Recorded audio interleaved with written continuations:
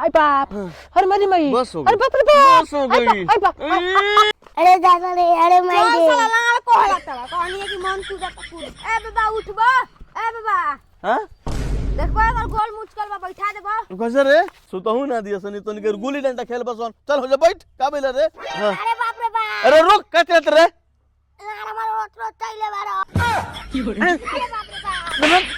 ठीक हो जाई अरे माई रे, अरे बाप हो, ए भैया जी, का रे ई त भवैया ही है कैसे बोल मुझका ले लिया रे ए भैया जी, हम बोकवा के हाथे गनी नतिया के बेटा पीछे से उठा के मुंह फोड़िए फेंक देला सा।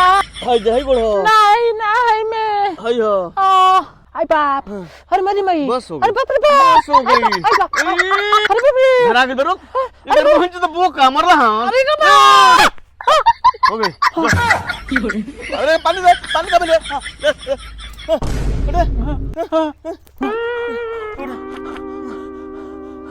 जो ठीक हो जाए ठीक हो जाए हो गई बैठैला के और तुरला मु त पियनु कोदनो करे टूटल बताइलू हमर लगे त बैठा नहीं त गरिया उतरू लगे से